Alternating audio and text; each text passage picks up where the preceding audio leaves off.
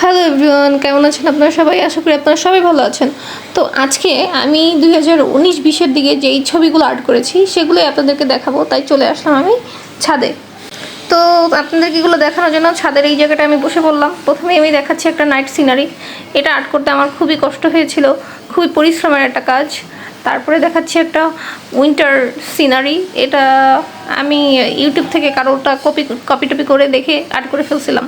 আর এটা হচ্ছে একটা অ্যাব্রো থাব্রো ফ্লাওয়ার। আমি কি আঁকছি আমি নিজেও জানি না, কিন্তু আঁকছি।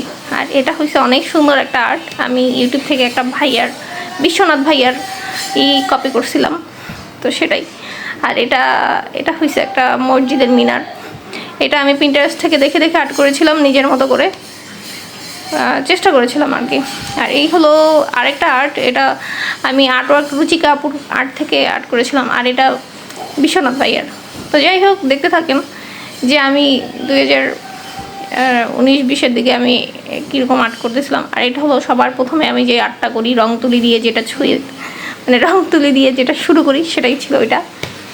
আর এটা হলো ঈদ মোবারক জানানোর জন্য ঈদের সময় আমি এটা আর্ট করেছিলাম।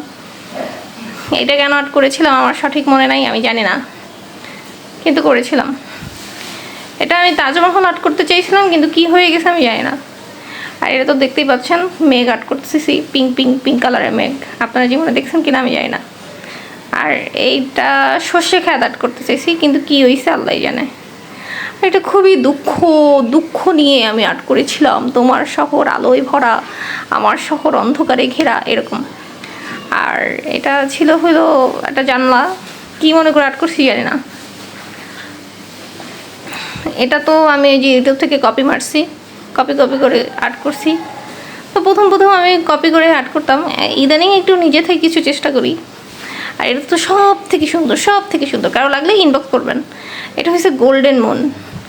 এটাও আর্ট করছিলাম, অনেক পরিশ্রম হয়েছে। আর এটা হচ্ছে সব থেকে সুন্দর মাক্কা।